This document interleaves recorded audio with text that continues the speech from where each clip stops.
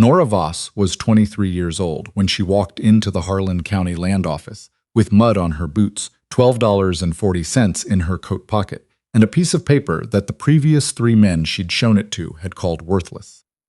The paper was a deed, 40 acres in a place called Drowned Creek Hollow, 8 miles north of the town of Kettrick, in the low wetland country where the pines thinned out and the ground turned soft, and the river spread itself sideways every spring like it couldn't decide where it wanted to go.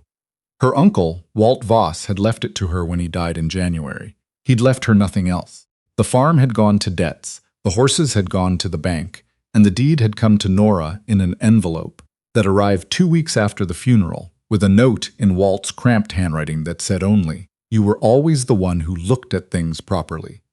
She hadn't known what to make of that at the time. The land clerk in Kettrick was a man named Aldous Poor, thin-shouldered and careful with his glasses, and he studied the deed for a long time before he looked up at her. "It's legitimate," he said, "but I want to be straight with you, Miss Voss. That hollow has been written off by every serious farmer in this county for 20 years. It floods. The soil is mostly silt and standing water. There's no dry ground worth speaking of. Is it mine or not?" He set the deed on the counter. "If you're Walt Voss's niece and this transfer is properly witnessed, which it is, then yes, it's yours." He paused. "For whatever that's worth." She took the deed back and put it in her coat. Outside, the March wind was cold enough to have edges. Nora's situation was the kind that looks simple from the outside and isn't. Her parents had died when she was 16, one in winter and one in spring, the way hard years sometimes come in pairs. She'd gone to live with Walt, her father's brother, and she'd worked his farm for 7 years because it was the only honest thing available to her, and because Walt, for all his silences, had been fair. When the drought came and the crop prices dropped and the bank started sending letters, she'd worked harder. It hadn't been enough. Nothing was ever quite enough in those years. Walt's death had left her with 2 choices: find work as a hired hand on someone else's land, or do something with the 40 acres in Drowned Creek Hollow that nobody wanted.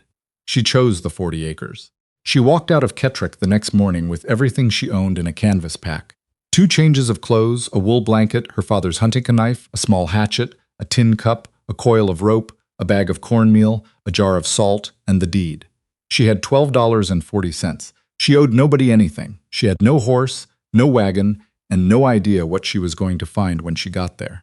The road north out of Kettrick turned to trail about 4 miles out, and the trail turned to guesswork after that, threading through stands of cottonwood and willow that grew denser as the ground got wetter. By the time she reached the hollow in late afternoon, she was sinking to her ankle with every step, and the sky was the color of pewter, and the whole place smelled like dark water and dead leaves, and something older underneath that she didn't have a word for yet. The hollow itself was maybe 300 yards across at its widest, ringed on the north and west by a low ridge of clay and limestone that rose just high enough to break the wind. The ground sloped toward a channel in the middle where the creek ran, slow and brown and quiet. Willow trees lined the banks. Cattails grew in thick stands along the margins. On the eastern side, where the ridge wall was highest, a limestone shelf jutted out about 6 feet above the ground, running 40 yards along the face of the rock like a natural eave, sheltering the ground beneath from rain. She set her pack down under that shelf and stood there for a while. Everyone in Kettrick had looked at this place and seen water. Too much of it, in the wrong places, at the wrong times. They'd seen soft ground that wouldn't hold a fence post. They'd seen a creek that rose 6 inches with every rain and spread across the low spots and ruined whatever you tried to plant. They had seen, in other words, the problem. Nora looked at the cattails. Her uncle had taught her about cattails the same way he'd taught her most useful things, sideways, while doing something else. They'd been clearing a ditch one summer, and he'd pointed at a stand of them and said, without much preamble, that a person could eat every part of a cattail at some point in the season, and that the roots in particular were starchy enough to dry and grind into flour, and that the leaves were good for weaving, and the seed fluff was better insulation than wool for keeping things warm, and that a stand of cattails on your property was worth more than most people thought. Then he'd gone back to digging and hadn't mentioned it again. She looked at the cattails growing along the creek edge. Hundreds of them, maybe thousands. A full-season food source, standing there in the water, completely ignored. She made camp under the limestone shelf that first night, building a small fire from dry cottonwood and heating water in her tin cup. The shelf above her blocked the wind and reflected the fire's heat back down, and the ground beneath was dry, protected by the overhang. She ate cornmeal porridge and listened to the creek move in the dark, and somewhere in the middle of that long, quiet evening, she started building something in her head that wasn't quite a plan yet, but was the shape that a plan would eventually take. The ground was wet. That wasn't going to change. But the limestone shelf was dry, and the ridge wall behind it was solid, and if she built against that wall with the shelf serving as a natural roof extension, she'd have structure that cost her nothing in materials. The water in the hollow wasn't just a problem. It was irrigation, already in place, already working, for anything she decided to grow. The cattails were food and fiber and insulation. The willow bark had medicinal properties her grandmother had known, and she half remembered. The clay she was sinking into with every step was the same clay people made bricks from. The problem wasn't that there was too much water. The problem was that nobody had built for it. She went to sleep with the fire low and the creek talking to itself in the dark, and in the morning she got to work. The first week she spent building, not the permanent structure, not yet. First, she needed to understand the hollow the way you need to understand a person before you can live with them. She walked every foot of it, testing the ground with a long stick, mapping in her head where the firm spots were, and where the soft spots were, and where the creek's current was strongest, and where it barely moved. She found 3 places where the limestone ridge broke the surface and created dry ground above the flood line. She found a section of the creek where the channel narrowed between 2 clay banks and the water ran fast and clear, clean enough to drink if she let it settle. She found a deposit of flint in the ridge wall that she could knap into useful edges, which she did, spending 2 evenings at it the way her uncle had taught her, until she had a scraper and 2 small cutting edges that were better than nothing. She built the camp structure first, a wall of woven willow branches packed with clay, leaning against the limestone face below the shelf, making a 3-sided room with the shelf as a partial roof and the rock wall as the back. It took her 4 days to get it weather-tight. The floor she raised 6 inches above the surrounding ground. Using flat limestone slabs she pried from the ridge face, laying them close together so water couldn't pool beneath her bedroll. She chinked the willow and clay wall with more clay mixed with dried grass, working it into every gap until the wind stopped finding purchase. It wasn't comfortable. It was livable, which was what she needed it to be. On the 8th day, she walked back to Kettrick for supplies. Her feet were raw, and her hands had blistered through and healed and blistered again, and she walked the 8 miles in boots that had soaked through so many times the leather had gone soft. But she walked it steady because there was no other pace available to her. She went to the general supply on the south end of Main Street, a place run by a woman named Cecile Barrow, 60s, white-haired, with the compact efficiency of someone who'd been running a business alone for a long time. Nora set her list on the counter. A small spade, wire for snares, a bag of dried beans, a quantity of seed corn, and lamp oil. "That'll run you better than $14, Cecile said without looking up from her ledger. "I have $12.40. Cecil looked up then. She looked at Nora the way experienced people look at young people who have gotten themselves into something large, carefully, without pity, taking inventory. "Where are you setting up?" "Drowned Creek Hollow. North of town." A silence. "Walt Voss's piece. Mine now. He left it to me." Cecil set down her pencil. She was quiet for a moment. Then she said, "I knew Walt. Not well, but enough. He was a man who didn't give things away without a reason." She looked at the list again.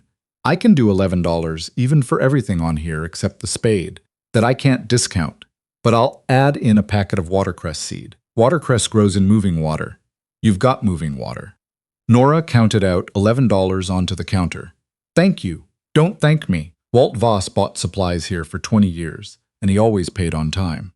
Consider it interest." Cecile bagged the order. "One more thing.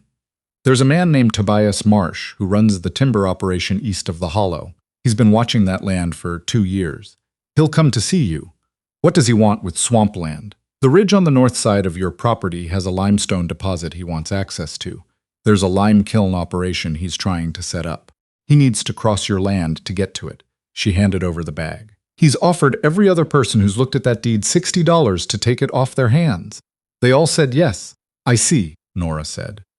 "I thought you should know before he showed up." Cecile went back to her ledger. Good luck to you. Nora walked back to the hollow with the supply bag on her back, and Cecile's information turning in her mind. Lime deposits in the ridge. That was why someone wanted 40 acres of swamp that nobody could farm. Not the land itself, the rock underneath it. She filed that away and went back to work. The watercress went in that same afternoon, planted in a shallow section of the creek where she'd driven a row of sticks to slow the current. She pressed the seeds into the gravel bed and let the water do the rest. 3 days later, the first green threads appeared. A week after that, she had a genuine crop of something edible growing in water that had previously grown nothing but mud and mosquito larvae. The bean seeds she planted in raised beds she built from layers of flat stone and topsoil. She scraped from the driest sections of the hollow, mixing it with the rich dark silt from the creek's edge that was loaded with organic material from years of flooding. The beds sat 2 feet above the surrounding ground, high enough to stay above the flood line, and they drained through the gaps between the stones into channels she'd cut to carry the water back toward the creek. It was the same principle her uncle had used in his kitchen garden to deal with heavy rain years. Get the roots up above the water table and let the drainage do the work. She'd just applied it at a different scale, using materials the land had already provided. The snare lines went in along the dry ground near the ridge base. She caught rabbits every 2 or 3 days, which she skinned and smoked over a slow fire of green willow, saving the hides for later. She ate the meat carefully, always supplementing with cattail root and watercress and dried beans, because she knew that rabbit alone, without fat and other nutrients, would eventually make her sick. That was the part nobody ever mentioned in the old stories about frontier survival. You couldn't live on lean meat alone. You needed fat, starches, variety. She had all of those now, in small quantities, and she managed them the way you manage any limited resource. Precisely. Tobias Marsh came on a Tuesday morning in late April, riding a good horse and accompanied by a younger man she didn't recognize. He was 50 or so, big through the chest, with a tidy gray beard, and the particular kind of confidence comes from being used to getting what you want without much argument. He pulled up at the edge of the hollow and looked at the structure she'd built against the limestone wall, the raised garden beds, the watercress beds in the creek. He looked for longer than she expected. "Miss Voss," he said, "I'm Tobias Marsh. I run Marsh Timber. I know who you are. Then you know why I'm here." He dismounted, which she hadn't expected, and walked toward the camp, rather than calling down to her from horseback. She noted that. It was either courtesy or strategy, and she wasn't sure which. "I'd like to buy this property. I'll offer you $75, which is more than fair for 40 acres of bottomland that floods every spring. What do you want the limestone for?" He paused. Just a fraction of a second, barely noticeable. "Access road," he said. "I need to move timber through this corridor. There's no timber worth cutting in the hollow. The access I need is further north." She looked at him. He was a man who'd told her a partial truth, which was a kind of lie. She'd known enough men in her life to read that particular expression. "I ask about the limestone." The younger man with him shifted on his horse. Marsh was quiet for a moment. Then he said, "There's a lime deposit in the ridge that runs along your north boundary. I want to develop it. The kiln operation would go on my land, but I need a right-of-way through yours to get equipment in and out. Then ask for a right-of-way." He blinked. It seemed to catch him without a ready response. "If you need passage across my land, that's one thing," Nora said. "Buying my land outright is a different thing.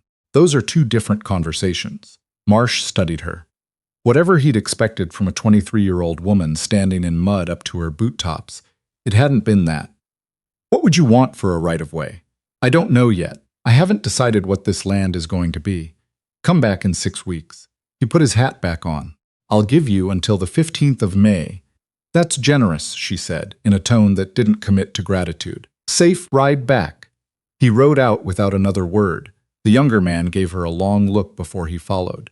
That evening, Nora sat by her fire and thought about what she actually had. She had water rights, which out west were sometimes worth more than land rights.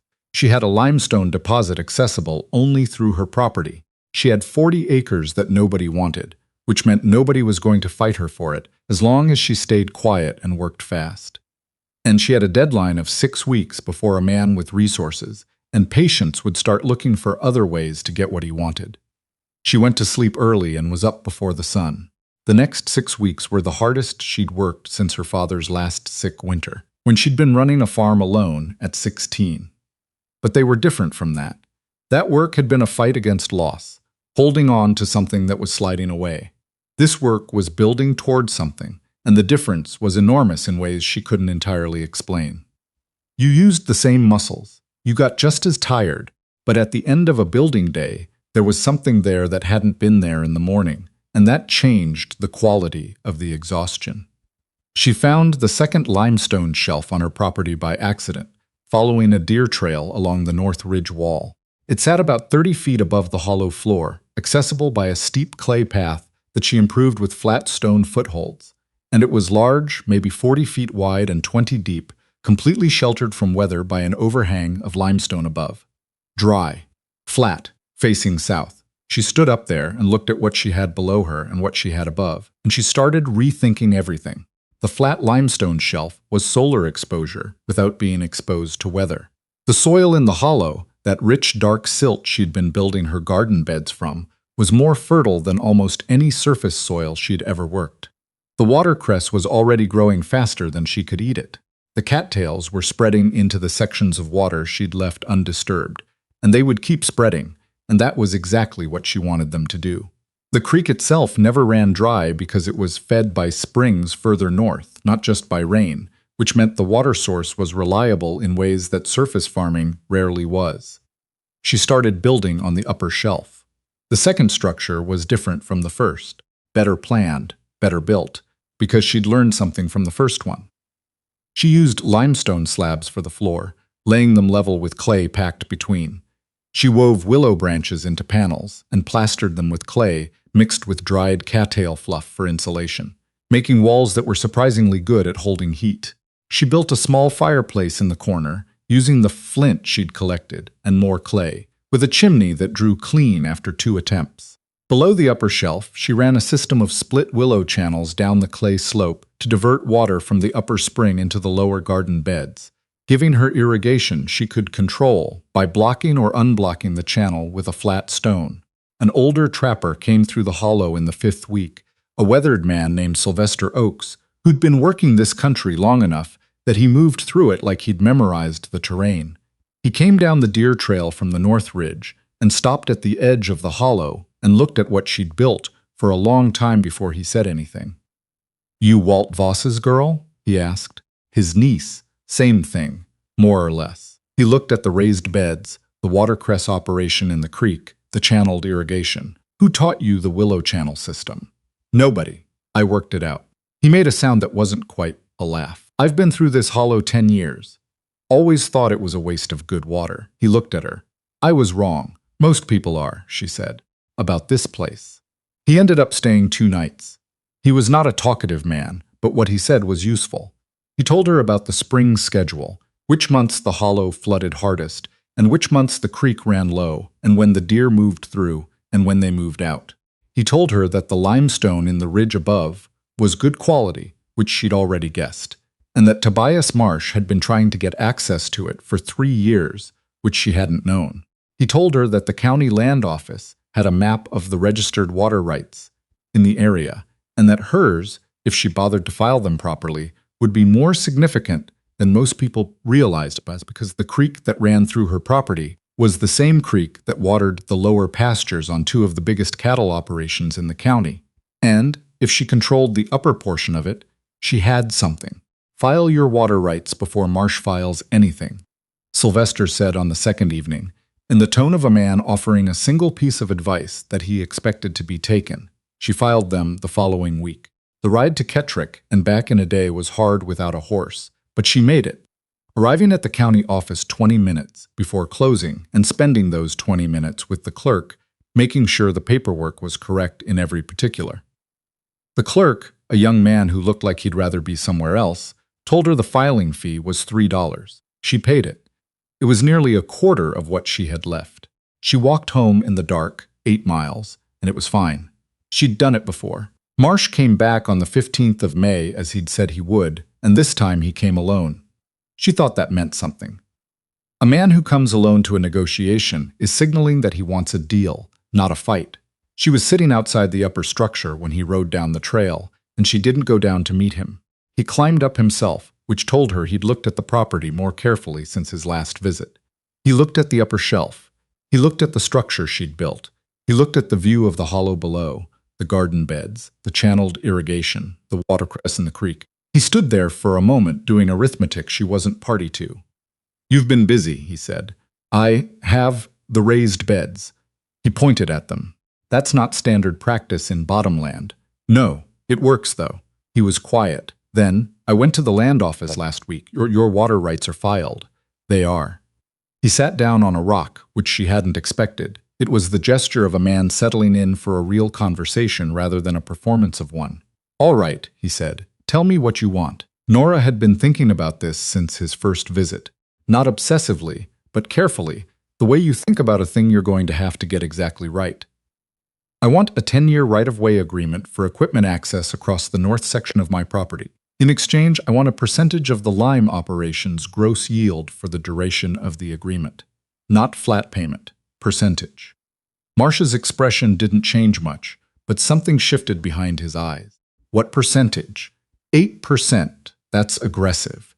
The only access to that deposit is through my land. You can't reach it any other way without going 8 miles around, which I know because I walked the whole ridge last week." She looked at him evenly. 8% of a lime operation, that size is fair for what I'm providing. Less than that is not." Silence. A bird called from down in the willows and then went quiet. 5%, Marsh said. 7. He looked at his hands. He looked at the hollow below them. 6. Written agreement, witnessed, filed at the county office. Access limited to the north corridor. No equipment south of the ridgeline. You retain all water rights. No challenge from my operation. Nora thought about it for the time it actually took to think, not the time she thought she was supposed to take. Agreed. They shook hands on it, and Marsh pulled out a small notebook and wrote the terms down in his own hand, which she'd also not expected. He tore out the page and handed it to her.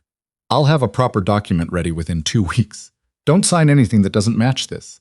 She folded the page and put it in her coat. "I'll be here." He rode out. She stood at the edge of the upper shelf and watched him go until the trees took him, and then she sat down on the limestone and looked at the hollow below her for a while without doing anything.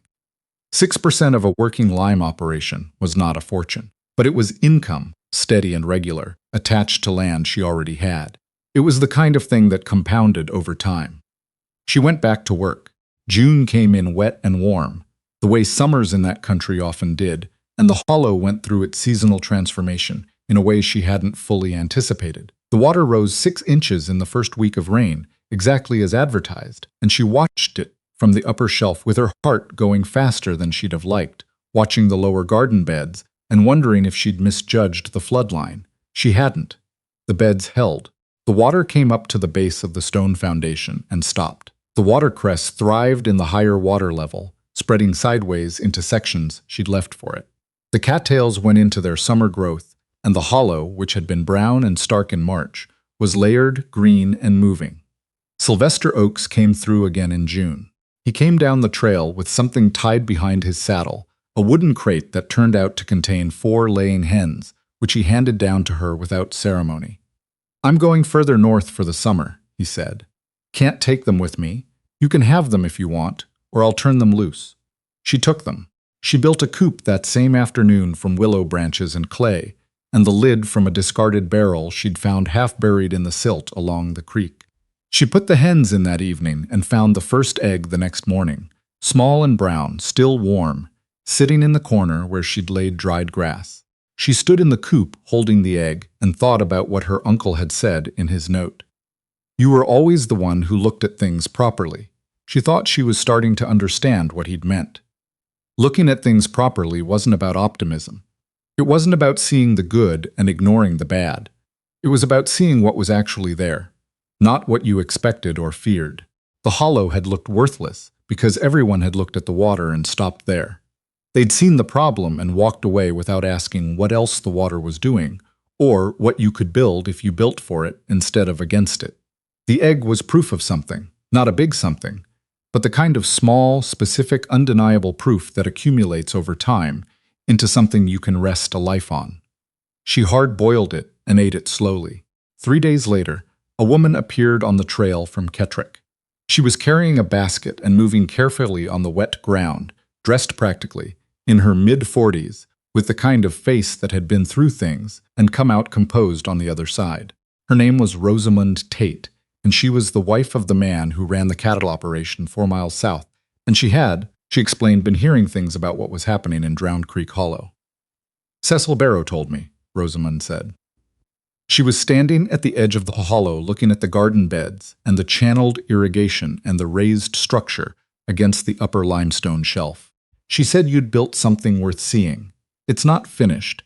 Nothing worth seeing ever is.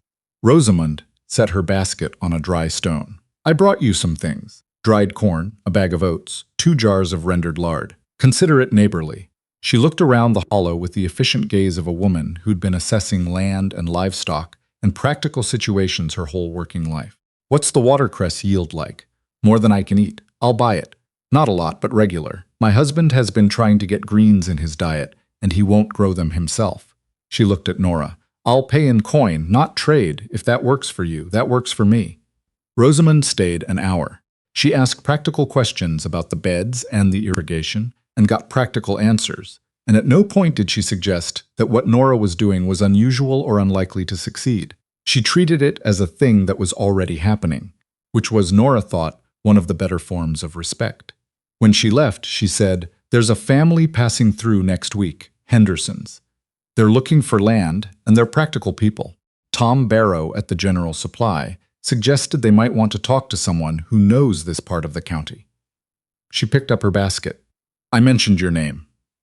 Word moved through a county the way water moved through soil, slowly and then all at once, through channels you didn't always know existed. Nora had not thought about what she knew as something transmissible. She'd just been paying attention. But what she knew turned out to be useful to people who hadn't been paying the same kind of attention, and there was apparently some market for that. The Henderson family came, and she talked to them for 2 hours about the land north of the hollow and what it could and couldn't do, and they asked questions that showed they were actually thinking rather than hoping, and she answered honestly, including the parts where she'd been wrong or had to revise her thinking. She charged them a fair amount for her time, and they paid without argument. She used the money to buy a small goat from a farm family going west, who couldn't take it with them. Summer deepened and the hollow became something she hadn't fully imagined when she'd arrived in March.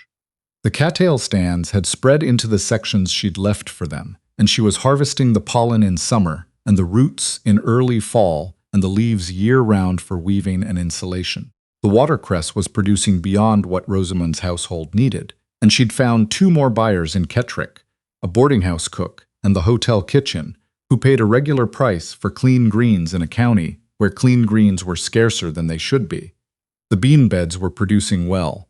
The corn had come in thin but real. She'd gotten a second batch of seed corn from Rosamund in exchange for a month's worth of watercress, and had replanted in a drier section of the hollow she'd found by spending 3 hours probing the ground with a stick. That planting had done better. The lime agreement payment came at the end of August, delivered by Marsh's young assistant, who had apparently drawn the short straw.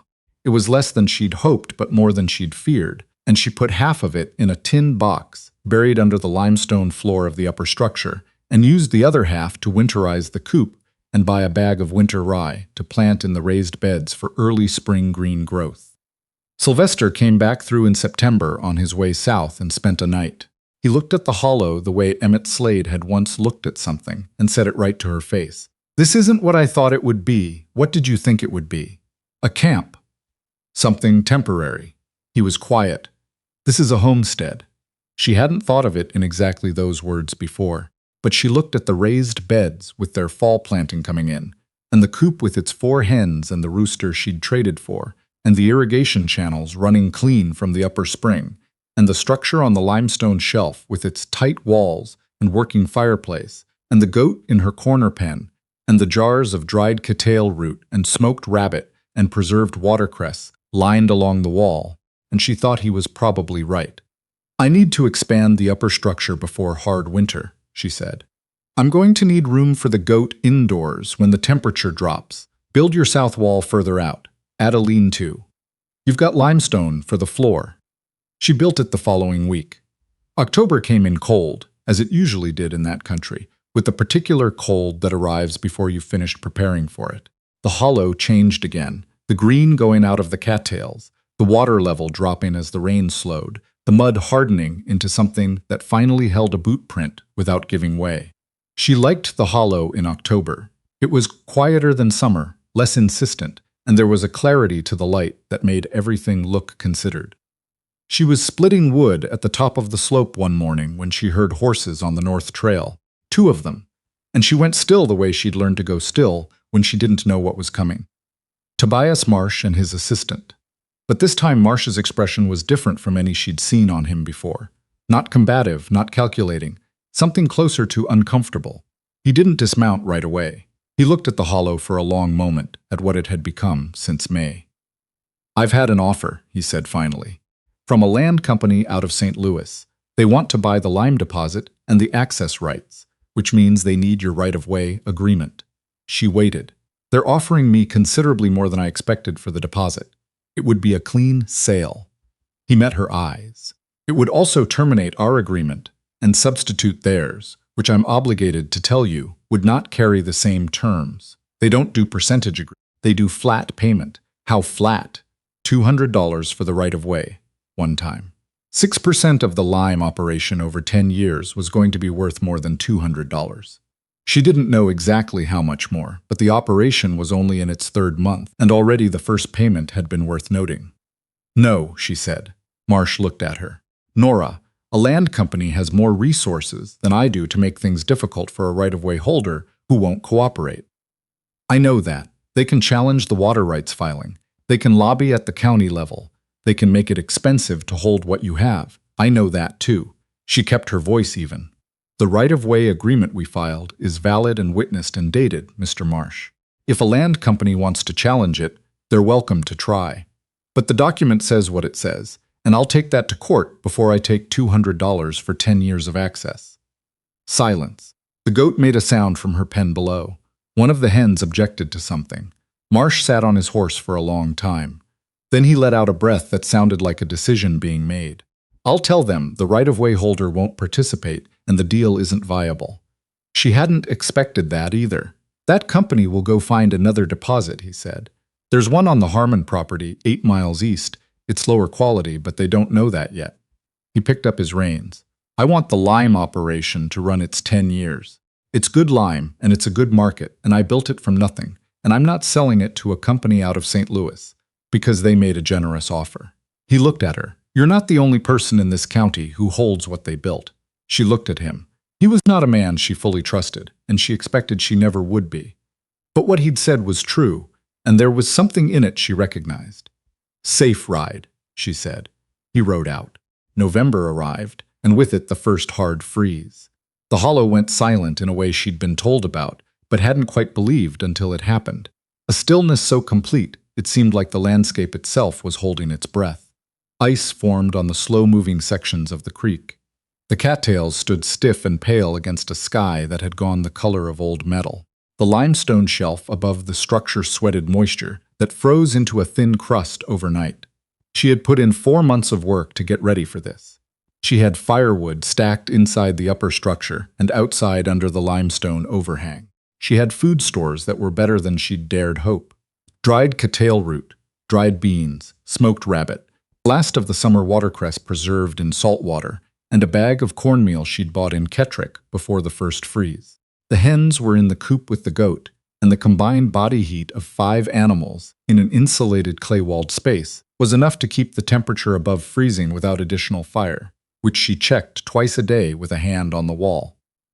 The limestone shelf held the upper structure's heat the way cast iron holds heat, slowly and long, and she burned less wood than she'd expected.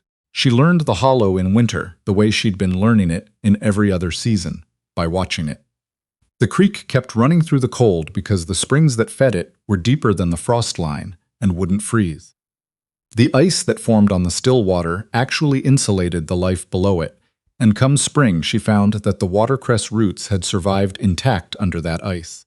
The deer moved through regularly, following a trail she mapped by watching from the upper shelf at dusk, and she took 2 over the winter from Snare, and 1 with a borrowed rifle she'd traded labor to Sylvester for before he'd gone south. She wasn't comfortable, but she was warm enough and fed enough, and that was what winter required of a person, no more than that.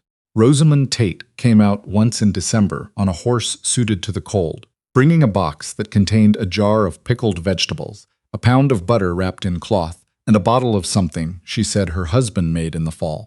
She stayed long enough to drink a cup of coffee heated on the fire, and told Nora that talk about the hollow had been going around Kettrick in a way that Nora might find useful when spring came and people started thinking about planting.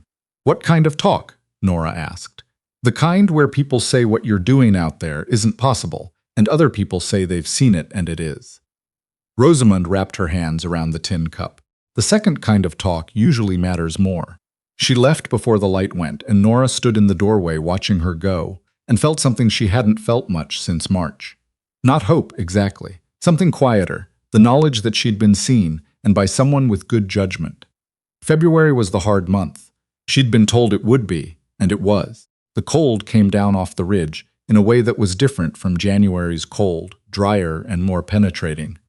And there were 3 days when she didn't leave the upper structure except to check the animals and haul water, and even those trips were short and purposeful.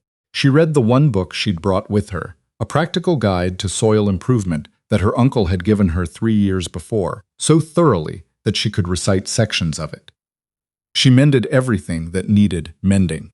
She made plans for the spring expansion of the garden beds and revised them twice when she found errors in her calculations. On the second night of the worst cold, she heard something outside. She went still and listened, and then went to the door and opened it. A man was on the ground at the base of the slope.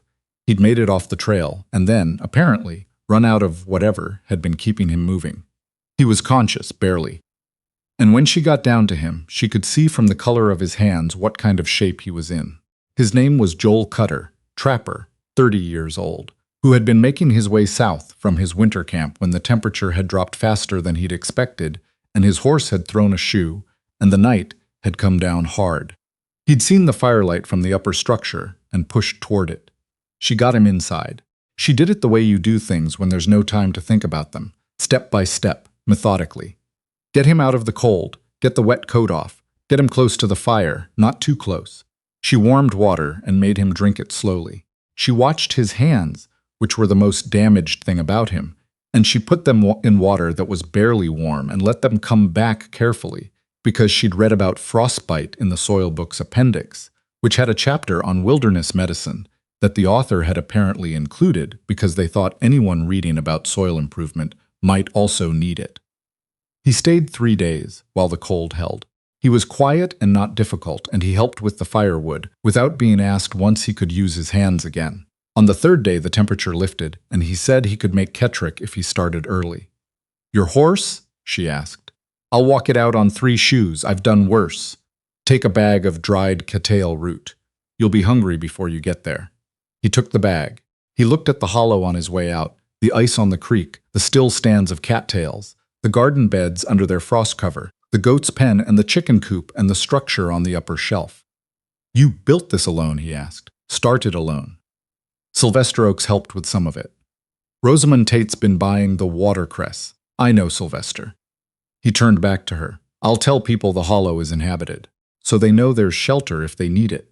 Tell them there's shelter if they need it," she said. "Not charity. I'll trade for what I give." He thought about that. Fair enough. He extended his right hand, the one that had been worse, the skin still peeling. "Thank you, Nora. Safe walkout."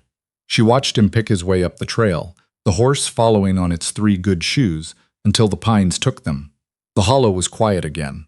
The creek moved under its ice, steady and unbothered by any of it. March came, the way March always comes at the end of a hard winter, reluctantly, and then all at once. The ice went out of the creek in 3 days of warm rain. The cattails showed new growth at their bases, pushing up out of the standing water with a confidence that she found, honestly, encouraging. She walked the garden beds and pressed her thumb into the soil, and found it loose and rich, better than she'd expected, and she started seeding the first of them before the month was out. Cecile Barrow sent a letter with Rosamund Tate's husband in early April, asking if Nora would be willing to sell watercress and preserved cattail root through the general supply on consignment. She wrote back yes, with the terms she wanted, and 3 weeks later, the first arrangement was in place. That same April, a family named Whitfield stopped at the hollow on their way north, looking for land and asking questions that showed they'd done their thinking in advance. They'd heard about the hollow from Joel Cutter, who had apparently been thorough in his telling. Nora spent an afternoon with them walking the North Ridge and explaining what the land could and couldn't do. And when they asked about the right-of-way agreement with Marsh and what it meant for land north of the hollow, she explained that too. She charged them for her time. They paid it. They found land further north and wrote to her in June to say they'd broken ground and the first planting was in. Summer came back, and with it a hollow that was different from the one she'd built in the first summer, deeper, more established. The second year's garden beds were better than the first because she understood the soil now, the way it behaved in wet spells and dry spells, and what it needed when. She'd added 6 more hens and a second goat, a billy this time, and the first doe had kidded in May. The watercress operation had expanded to fill 3 sections of the creek, and there were mornings when she stood at the water's edge watching it grow, that dense clean green in the moving water, and thought about what the land clerk had said in March of last year. For whatever that's worth. She thought it was worth quite a lot, actually. Not in a way that was finished, not in a way that was stable or certain in the manner of things that have been running for decades, but in the way of something that is working and will keep working if you tend it with the same attention you used to build it. Tobias Marsh's quarterly payment came on time, as it always did.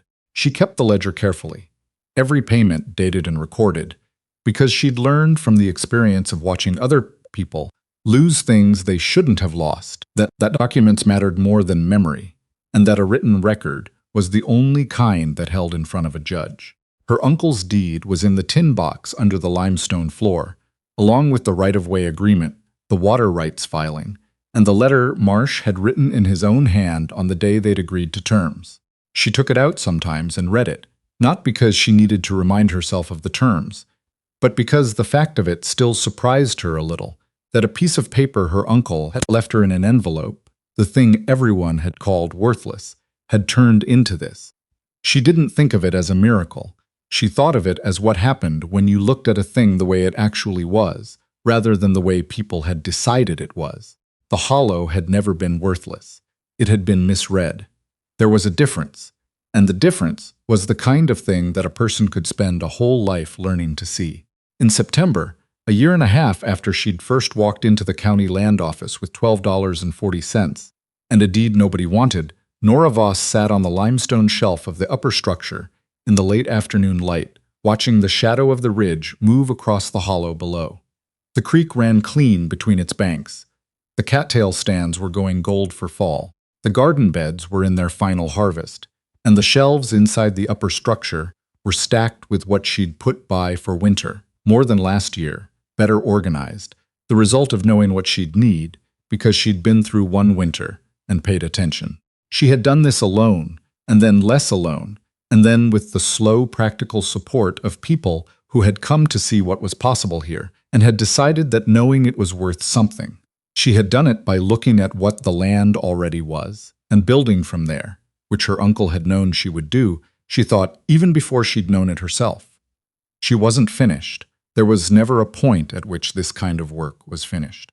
There were things still to build and things still to learn and wrong guesses still to make and correct, because that was what doing something real required of a person. But sitting there in the September light, with the shadow lengthening across the hollow she'd made into a place worth being, she thought she understood now what Walt Voss had meant when he'd said she was the one who looked at things properly. It didn't mean she always saw right. It meant she kept looking until she did.